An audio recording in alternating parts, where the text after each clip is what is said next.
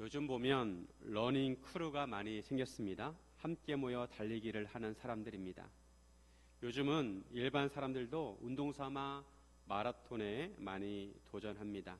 마라톤은 42.195km를 달려야 합니다. 결코 쉬운 거리가 아닙니다.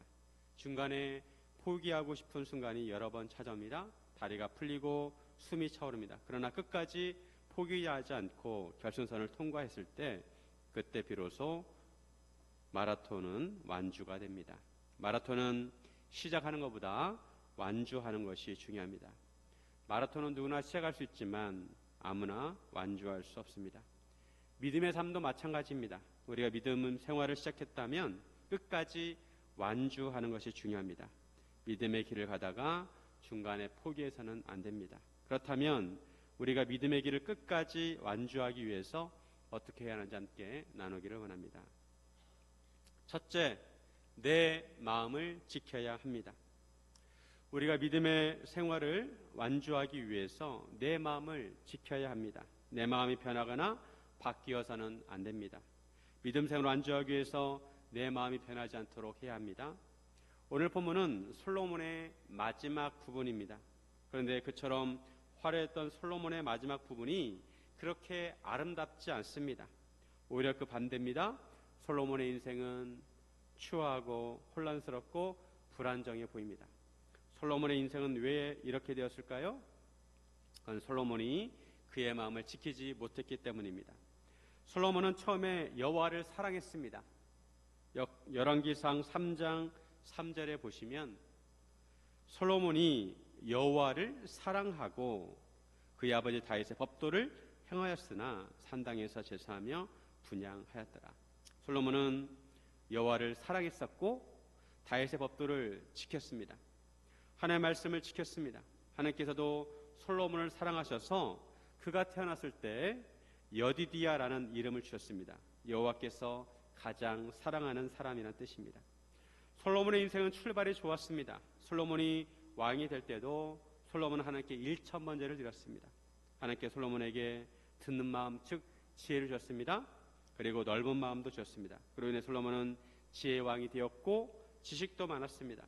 솔로몬은 하나님의 성전을 지었고 그의 지혜와 이름이 널리 알려지게 되었고 많은 금과 부와 명예를 얻었습니다. 하지만 우리가 지금까지 살펴본 것처럼 솔로몬이 여호와 하나님을 섬기는 것처럼 보였지만 솔로몬은 하나님께 정하신 경계선을 넘는 모습이 보였습니다. 그동안 솔로몬의 업적이 너무 커 보여서 이런 모습이 잘 보이지 않았지만 사실 하나님의 경계선을 넘는 것은 결국 그의 인생을 실패로 이끌게 됩니다. 솔로몬이 그의 인생을 아름답게 마무리 짓지 못한 것은 그의 마음을 지키지 못했기 때문입니다. 솔로몬은 하나님을 향한 마음을 끝까지 지키지 못하고 그의 마음이 다른 것을 향하게 하였습니다. 솔로몬 왕은 바로의 딸 외에 이방인의 많은 여인을 사랑하였는데 모압과 암몬과 에돔과 시돈과 헷 여인이었습니다. 하나님께서 정하신 결혼 제도는 일부 일처제입니다. 최초의 인간 아담은 하와를 아내로 맞이했습니다. 그런데 고대에 왕이나 힘 있는 사람들은 많은 아내들을 두었습니다. 솔로몬도 많은 부인을 두었습니다. 같은 이스라엘 민족 사람이 아니라 주변에 있는 다른 나라와 민족 출신들입니다. 솔로몬은 아내가 무려 700명이고 첩이 300명이었습니다. 도합 1000명입니다. 이처럼 많은 부인들을 거느리고 사는 것은 불가능합니다. 이것은 비정상적인 가정의 형태입니다. 그런데 솔로몬은 왜 이렇게 많은 부인을 두었을까요? 솔로몬은 한 여자에 만족하지 못했던 것 같습니다. 그리고 정치적 목적으로 솔로몬은 주변 나라들과 정략 결혼을 했습니다. 이런 결혼은 정상적인 결혼이 아닙니다. 아담이 하와를 맞이하면서 이는 내 뼈 중에 뼈요 내 살 중에 살이라고 고백을 했는데 솔로몬은 갈비뼈가 몇 개나 되는지 모르겠습니다. 그런데 하나님께서 경고하신 말씀이 있습니다. 여호와께서 이스라엘 백성에게 말씀하시기를 가나안 민족들과 서로 통혼하지 말라고 하셨습니다. 왜냐하면 그들이 마음을 변질되게 한다는 것입니다. 오늘 본문 2절에 보시면 여호와께서 일찍이 이 여러 백성에게 대하여 이스라엘 자손에게 말씀하시기를 너희는 그들과 서로 통혼하지 말며 그들도 너희와 서로 통혼하게 하지 말라. 그들이 반드시 너희의 마음을 돌려 그들의 신들을 따르게 하리라 하셨으나 솔로몬이 그들을 사랑하였더라. 신명기에 보면 여호와께서 이스라엘 백성이 가나안 땅을 정복하기 이전에 분명하게 말씀하십니다. 가나안 민족들과 너희는 서로 통혼하지 말라. 그렇게 되면 그들이 이스라엘 아들들을 유혹하여 여호와를 떠나게 하고 다른 신들을 섬기게 할 것이라는 것입니다. 그러면 여호와께서 진노하셔서 그들을 멸하실 것이라고 경고하셨습니다. 그런데 솔로몬은 이런 하나님의 말씀을 무시하고 많은 이방 여인들을 아내로 맞이합니다. 그 결과 하나님의 말씀대로 되었습니다. 그 여인들이 솔로몬의 왕의 마음을 돌아서게 합니다. 솔로몬은 지혜롭지만 그의 마음을 지키지 못했습니다. 여호와 하나님을 끝까지 섬기지 못하고 그의 마음이 다른 곳을 향했습니다. 솔로몬의 나이가 많을 때 그의 여인들이 솔로몬의 마음을 돌려서 다른 신들을 따르게 했습니다. 나이가 들면 마음이 약해져서 그런지 몰라도 솔로몬은 그의 아내들에게 미혹되어 마음을 지키지 못했습니다. 솔로몬은 그의 하나님 여호와 앞에 온전하지 못했습니다. 솔로몬은 시돈 사람의 여신 아스다롯을 따르고 암몬 사람의 가증한 밀곰을 따랐습니다. 솔로몬은 여호와의 눈앞에서 악을 행하여 그의 아버지 다윗이 여호와를 온전히 따름같이 따르지 않았습니다. 모압의 가증한 그모스를 위하여 예루살렘 앞산에 산당을 지었고 또 암몬 자손의 가증한 몰록을 위하여 산당을 지었습니다. 솔로몬은 이방 여인들을 위하여 다 그와 같이 하였고 그들이 자기의 신들에게 분향하며 제사하였습니다. 솔로몬이 하나님의 성전을 지은 것은 잘한 일입니다. 하지만 솔로몬은 그와 함께 이방 신들의 산당들도 예루살렘 앞산에 지었습니다. 예루살렘 앞산이 신들의 백화점이 되었습니다. 차라리 하나님의 성전도 짓지 말고 이방신의 산당들도 짓지 않는 것이 오히려 더 나았을 뻔했습니다. 적어도 이스라엘 백성들로 하여금 이방신들의 산당을 찾지 않게 하기 때문입니다. 여호와의 언약궤가 다윗성에 장막이 있으면 그래도 이스라엘 백성들이 여호와 하나님만 섬겼을 것입니다. 솔로몬이 이방신들의 산당들을 지음으로 이스라엘 백성들은 영적으로 혼탁하게 되었습니다. 솔로몬 자신만 이방신을 섬기게 된 것이 아니라 이스라엘 백성들도 이방신을 섬기게 된 것입니다. 이렇게 세워진 이방신들의 산당들은 자그마치 300년 이상 그 자리에 있었습니다. 후에 요시야 왕이 종교개혁을 통해서 그런 산당들을 허물게 됩니다. 솔로몬의 일생을 보면 딱 하나님의 성전을 지을 때까지만 잘라서 마무리했으면 좋았을 뻔했습니다. 미흡한 부분들도 있었지만 그래도 그때까지는 솔로몬이 여호와 하나님을 찾고 하나님께 기도를 드렸습니다. 솔로몬은 부족한 것이 없었습니다. 우리 세상의 모든 것을 다 가진 사람이었습니다. 그럼에도 솔로몬은 여호와 하나님을 향한 마음을 끝까지 지키지 못했습니다. 이로 인해 그의 마음이 다른 신들을 향했습니다. 결국 솔로몬은 신앙적으로 실패한 삶을 살게 됩니다. 솔로몬의 삶이 실패로 끝나게 되었습니다. 믿음이 용두삼이었습니다. 이런 솔로몬의 마음을 반심이라고 합니다. 절반은 하나님을 향하고 절반은 하나님을 향하지 않았습니다. 사울은 하나님에 대해서 무심했고 다윗은 하나님을 향해서 전심이었다면 솔로몬은 반심이었습니다. 우리가 믿음의 삶을 끝까지 완주하기 위해서 우리 마음을 잘 지켜야 합니다. 우리 마음이 온전히 하나님을 향하도록 해야 합니다. 우리 마음이 다른 것을 향하도록 방치해서는 안 됩니다. 우리 마음이 다른 것에 미혹되어서는 안 됩니다. 우리 마음을 지키기 위해서 노력해야 합니다. 먼저는 우리 스스로 하나님과 교제하는 시간을 놓쳐서는 안 됩니다. 매일 경건의 시간을 통해서 하나님과 교제해야 합니다. 하나님과 연결된 끈을 놓쳐서는 안 됩니다. 그리고 주변의 믿음의 사람들과 교제해야 합니다. 특히 믿음의 배우자를 만나야 합니다. 결혼할 때 믿음의 배우자를 만나야 합니다. 왜냐하면 영적으로 하나가 되는 것이 매우 중요합니다. 종교가 달라서 다른 신을 섬기는 사람을 만나면 영적인 긴장감이 생길 수밖에 없습니다. 어떤 사람은 종교에 상관없다고 하지만 그래도 부부는 영적으로 하나가 되어야 합니다. 그래야 함께 믿음 생활하고 영적으로 교제할 수 있습니다. 이렇게 말씀드리면 결혼을 하고 나서 예수님을 믿는 분들은 믿지 않는 배우자를 어떻게 해야 하나 고민이 될 수 있습니다. 사도 바울은 그런 경우 배우자에게 믿음의 본을 보이고 그를 위해서 기도하라고 했습니다. 그것이 그 사람의 사명이라는 것입니다. 남편을 위해 몇십 년씩 기도하는 분들도 있습니다.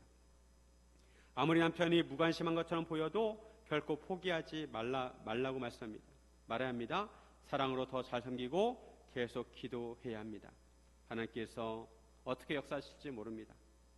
믿음 생활하는 어르신들이 가장 걱정하는 것은 내가 치매에 걸려서 예수님을 잊어버리면 어떡할까 하는 것입니다. 치매에 걸리면 가족도 몰라보고 자기를 사랑하는 사람도 몰라봅니다. 그래서 사람들이 가장 치매를 두려워합니다. 하지만 치매는 질병입니다. 그래서 혹 치매에 걸려서 예수님을 잊어버린다 하더라도 예수님께서 모든 것을 아십니다. 우리가 예수님을 진심으로 믿고 은혜를 받은 것을 아십니다.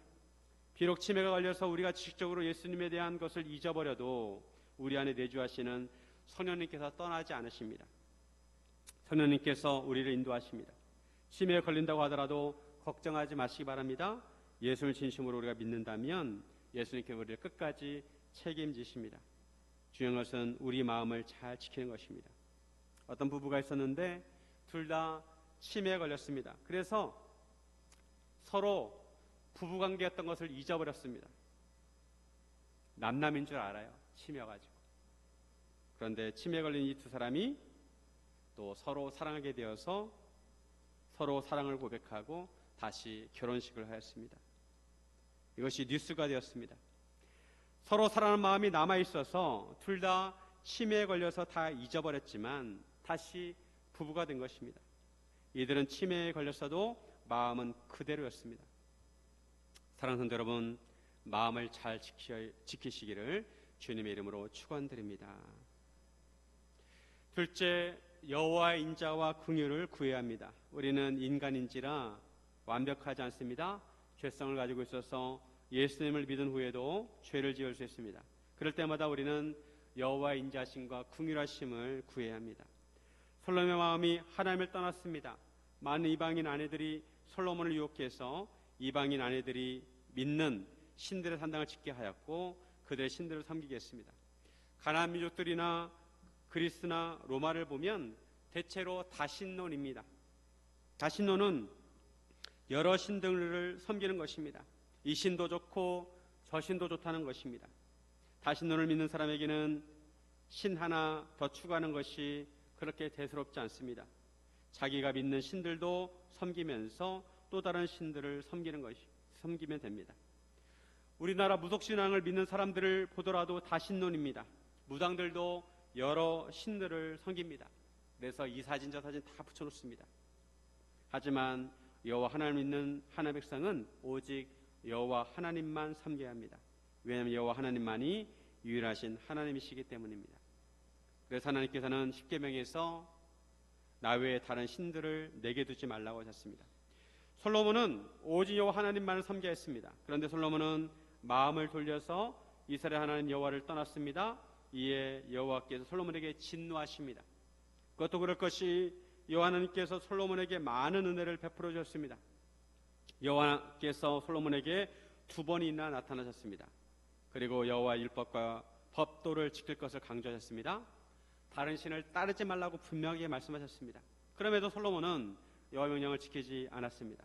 다른 사람들은 여호와 하나님을 만나지도 못하는데 하나님께서 솔로몬에게 2번이나 나타나셨습니다. 솔로몬은 하나님을 직접 체험했습니다. 그리고 하나님의 언약이 이루어지는 것도 체험했습니다. 솔로몬은 아버지 다윗을 통해서도 여호와 하나님을 배웠고 직접 하나님의 능력과 은혜를 체험했습니다.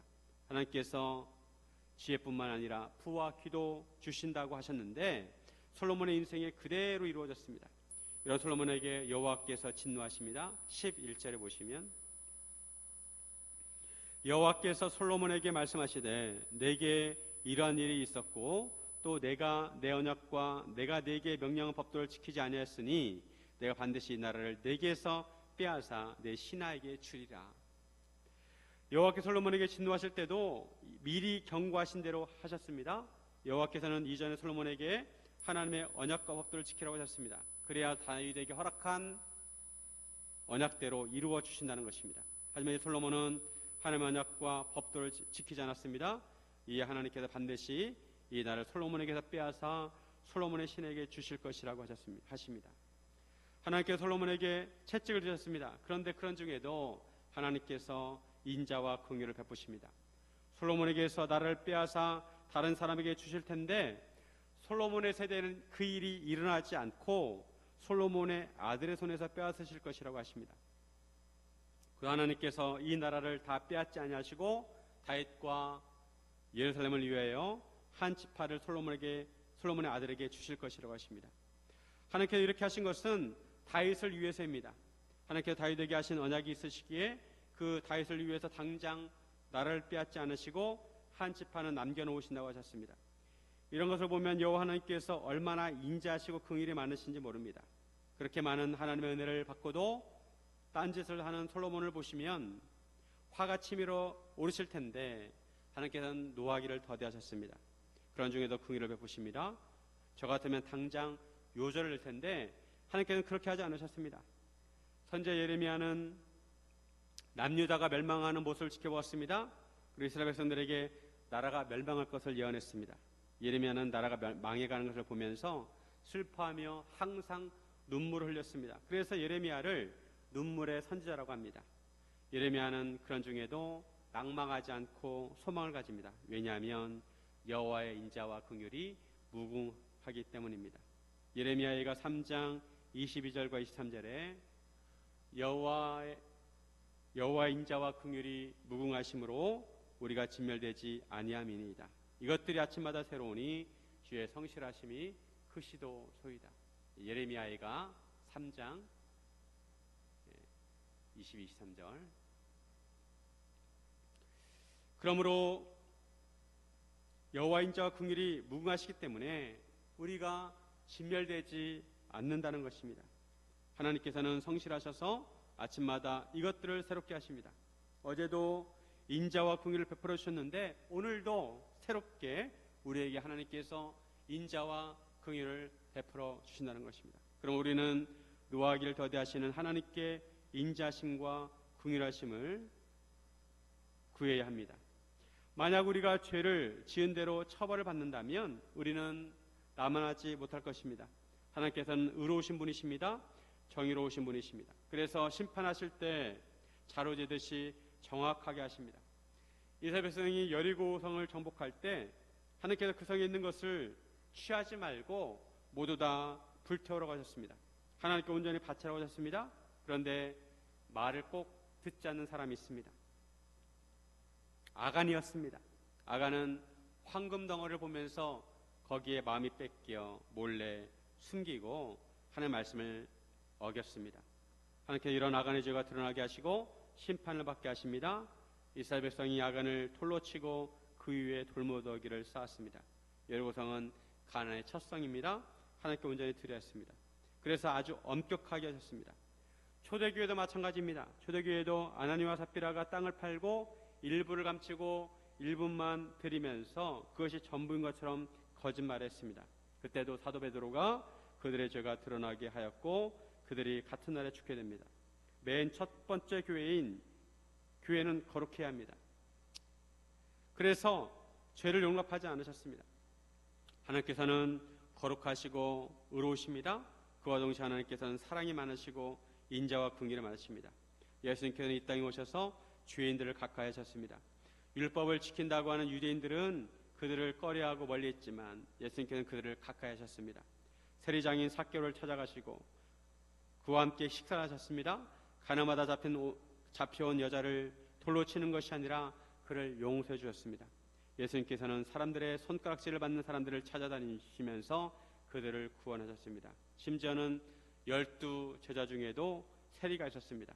인자와 긍휼이 많으신 여호와 하나님께서 솔로몬의 죄를 징벌하실 때도 당장 심판하지 않으시고 기간을 두셨습니다. 그리고 일말의 희망의 끈을 남겨놓으셨습니다. 그러므로 우리도 믿음을 잃었거나 방황할 때 하나님의 인자심과 긍휼하심을 의지해야 합니다. 여호와의 인자와 긍휼이 없이는 우리가 구원에 이를 수가 없습니다. 죄를 지을 때마다 하나님께 나아가 진심으로 회개하고 용서를 구해야 합니다. 우리는 예수님의 십자가 보혈을 의지해서 기도해야 합니다. 그러므로 하나님께서 우리의 죄를 용서하실 것입니다. 우리를 긍휼히 여기시고 인자를 베풀어 주실 것입니다. 하나님께서 우리를 매로 치셨을지라도 우리 상처를 싸매시고 치유하실 것입니다. 하나님께서는 때로 우리를 치시더라도 우리를 의의 길로 인도하시기 원하십니다. 사랑하는 여러분, 여호와의 인자심과 긍휼하심을 의지하시기를 주님의 이름으로 축원드립니다. 셋째, 내 안의 적을 조심해야 합니다. 우리는 우리 안에 있는 적을 경계하고 조심해야 합니다. 여호와께서 마음을 지키지 못한 솔로몬을 징벌하십니다. 사방에서 대적들이 일어나게 하십니다. 여호와께서 에돔 사람 하닷을 일으켜 솔로몬의 대적이 되게 하셨습니다. 하닷은 왕의 자손으로 에돔에 거주하였습니다. 전에 다윗이 에돔에 있을 때 군대 지휘관 요압이 가서 에돔의 난자를 다 쳐서 죽였습니다. 요압이 이를 위하여 6달 동안 에돔에 머물렀습니다. 그때 하닷은 작은 아이였는데 애굽으로 도망을 갑니다. 바로는 그에게 집과 먹을 양식과 토지를 주었습니다. 그리고 바로가 자기 처제곧 왕비 다브네스의 아우를 그의 아내로 주었습니다. 아들 군우닷을 낳았는데 바로의 궁에서 자랐습니다. 하닷이 애굽에서 다윗과 요압이 죽었다는 소식을 듣고 바로에게 자기를 고국으로 가게 해달라고 합니다. 하닷은 이스라엘이 강력할 때는 틈을 보고 있다가 솔로몬을 대적했습니다. 솔로몬도 바로의 딸을 아내로 맞이했습니다. 물론 이 바로가 그 바로는 아닙니다. 솔로몬은 하닷과 먼 친척 관계라고 할 수 있습니다. 그런데도 바로는 솔로몬을 대적하는 하닷을 도왔습니다. 그리고 하나님께서 또 엘리아다의 아들 르손을 일으키셔서 솔로몬의 대적자가 되셨습니다. 르손은 그의 주인 소바왕 하닷 에셀에게서 도망한 자였습니다. 다윗이 소바 사람을 죽일 때 르손이 사람을 모아 다메섹에서 왕이 되었습니다. 르손이 수리아 왕이 되어서 이스라엘을 대적하고 미워했습니다. 솔로몬의 일평생 하닷과 르손은 이스라엘을 대적했습니다. 오늘 본문에서 알 수 있는 것은 하닷과 르손이 솔로몬의 대적이 된 것은 사실 솔로몬의 죄 때문이라는 것입니다. 솔로몬이 하나님을 향한 마음을 돌렸기에 하나님께서 그를 징벌하시기 위해서 대적을 일으키신 것입니다. 그러므로 하닷과 르손이 외부의 적이지만 실상은 솔로몬의 죄로 인한 것입니다. 그래서 이들은 솔로몬의 내면의 죄 때문에 대적이 된 것입니다.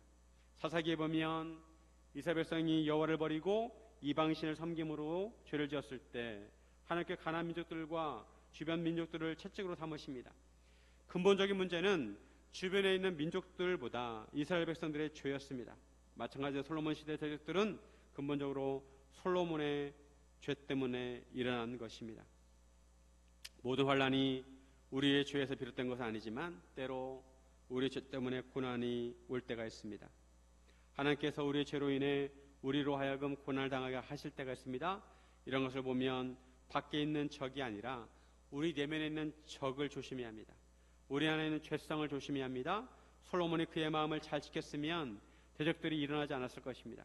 하나님께서 솔로몬을 보호하셨을 것입니다. 그런데 솔로몬이 하나님께 범죄했기에 하나님께서 대적들이 일어나게 하셨습니다. 이런 측면에서 보면 우리는 우리 안에 있는 죄를 조심해야 합니다. 적은 우리 안에 있습니다. 우리 안에 있는 적을 경계해야 합니다. 우리 마음 안에 우상이 있다면 하나님께서 기뻐하지 않으실 것입니다. 우리 안에 우리가 하나님보다 앞세우는 것이 있다면 하나님께서 우리의 죄를 깨닫게 하시기 위해서 외부의 적을 들어서 우리를 치실 것입니다. 우리 마음이 다른 곳을 향해서는 안 됩니다. 오직 여호와 하나님을 향해야 합니다. 우리 마음이 나뉘어지어서는 안 됩니다. 하나님을 향한 일편단심을 유지해야 합니다. 우리는 우리 내면을 면밀히 살펴야 합니다. 우리 안에 하나님께서 기뻐하지 않는 것들이 있다면 그것을 경계합니다. 십계명을 비롯해서 하나님의 말씀에 어긋나는 것이 없는지 살펴야 합니다. 우리는 기본적으로 십계명을 지켜야 합니다. 기본에 충실해야 합니다. 하나님을 사랑하고 이웃을 사랑해야 합니다. 사랑한다고 하면서 악을 행할 수는 없습니다. 우리가 특별히 경계해야 하는 것은 티가 잘 안 나지만 죄를 유발하거나 죄성을 드러내는 것이 있습니다. 예를 들면 게으름입니다. 다윗이 언제 죄를 지었느냐 하면 자기가 할 일을 제대로 하지 않고 게으름을 피울 때였습니다. 이스라엘 군대는 다 전쟁을 하러 나갔는데 왕인 다윗은 왕궁에 남아 있었습니다. 저녁에 일어나서 한가롭게 옥상을 거닐다가 목욕하는 여인을 보았습니다. 그때 죄를 지은 겁니다. 하나님을 잘 섬기려면 부지런해야 합니다. 그런데 게으름은 모든 것을 느슨하게 합니다. 잠언 19장 15절에 게으름이 사람으로 깊이 잠들게 하나니 태만한 사람은 줄일 것입니다. 좀 더 자자, 좀 더 졸자, 좀 더 누워있자고 하면 빈궁이 강도같이 오고 곤핍이 군사같이 이를 것이라고 말씀합니다. 사람은 긴장하지 않으면 게을러지게 쉽습니다. 하나님을 위한 일은 결과가 바로바로 드러나지 않습니다. 그러다 보니 해도 그만 안 해도 그만이라고 생각하기 쉽습니다. 하지만 우리가 하나님을 섬기기로 결심했다면 우리가 맡은 일에 최선을 다해야 합니다. 우리는 하나님의 사명을 감당하기 위해서 부지런해야 합니다.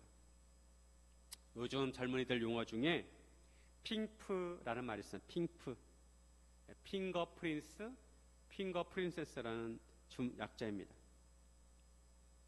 손가락 왕자, 손가락 공주라는 뜻입니다. 손가락을 왕자처럼 공주처럼 모시고 사용하지 않는다는 것입니다. 요즘 웬만하면 인터넷을 검색하면 다 나옵니다. 물론 컴맹은 좀 힘들겠지만 요즘 웬만하면 다 나옵니다. 그런데 그렇게 그것이 귀찮아서 모든 것을 옆 사람에게 물어봅니다. 손가락을 조금만 움직이면 알 수 있는데 그런 노력도 하지 않는다는 것입니다. 일종의 게으름입니다. 이런 사람을 손 안 대고 코를 푼다고 합니다. 우리는 경건한 습관을 만들어서 게으름을 극복해야 합니다. 그리고 또 한 가지는 자만입니다. 자만은 자기 만족의 줄임말입니다. 자만은 어느 정도 부를 이루고 가진 자들이 빠지기 쉬운 죄입니다. 자기 생활에 어느 정도 만족하고 삶을 누리기를 원합니다. 이 정도면 됐지라고 생각하고 열심을 내려고 하지 않습니다. 요한계시록에서 예수님께서 라오디게아 교회를 향해서 내가 뜨겁지도 않고 차지도 않다고 하십니다. 그래서 입에서 너를 토하여 내겠다고 하십니다. 라오디게아 주변에 온천이 있었는데 그 물이 흘러서 라오디게아쯤 오면 물이 식어가지고 미지근해집니다. 그 물은 뜨겁지도 않고 차지도 않습니다. 마시기에 역겹습니다. 그들의 믿음이 그와 같다는 것입니다. 요한계시록 3장 17절에 보시면 내가 말하기를 나는 부자라 부유하여 부족한 것이 없다 하니 하나 내가 공고한 것과 가련한 것과 가난한 것과 눈먼 것과 벌거벗은 것을 알지 못하는도다. 라오디게아는 금융업이 발달해서 부한 도시였고 유명한 의과대학에서 개발한 프리기안이라는 안약이 있었습니다. 또 양모산업이 발달해서 좋은 옷을 만들었습니다. 그러기에 그들은 스스로 자기들이 부자라고 하면서 부족한 것이 없다고 하였습니다. 하지만 영적으로 볼 때 그들은 곤고하고 가난하고 눈이 멀었고 벌거벗었습니다. 예수님께서 그들에게 열심을 내고 회개하라고 하십니다. 이 시대는 그 어느 때보다도 부유한 시대입니다. 그리고 인본주의로 인해 이권을 강조합니다. 자기가 주인이고 누군가의 간섭을 받기 싫어합니다. 보편적인 진리나 도덕적인 가치는 무시하고 자기 멋대로 살아갑니다. 우리는 이런 자만을 경계합니다. 시인과 촌장의 가시나무라는 노래가 있습니다. 하덕교 목사님이 간증할 때마다 부르는 노래입니다. 내 속에 내가 너무도 많아 당신이 쉴 곳이 없네. 우리 마음 안에 우리의 자아가 너무 많습니다. 그래서 하나님을 위한 자리가 없습니다. 우리 마음이 나의 생각과 나의 뜻과 나의 계획으로 가득 차 있습니다. 그래서 하나님을 향한 마음이었습니다. 내 마음의 주인이 하나님이 아니라 나 자신입니다.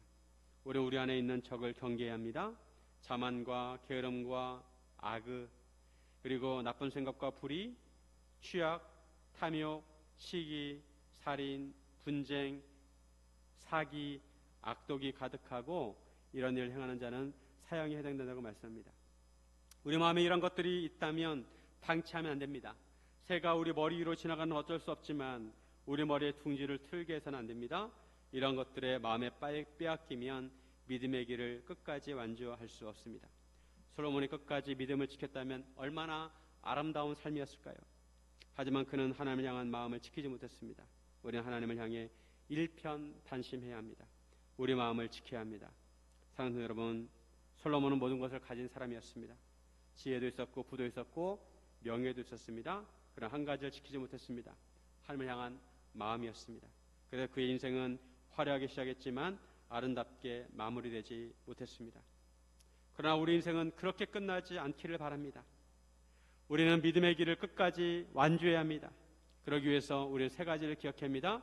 우리의 마음을 잘 지켜야 합니다. 하나님의 인자심과 긍휼을 붙들어야 합니다. 그리고 우리 안에 있는 죄와 싸워야 합니다. 세상이 아무리 우리를 흔들어도 우리의 마음이 하나님을 향해 있다면 우리 끝까지 믿음의 길을 완주할 수 있습니다. 사랑하는 성도 여러분, 하나님을 향한 일편단심으로 사시기를 바랍니다. 믿음의 길을 끝까지 완주하는 저와 여러분 되시기를 주님의 이름으로 축원드립니다.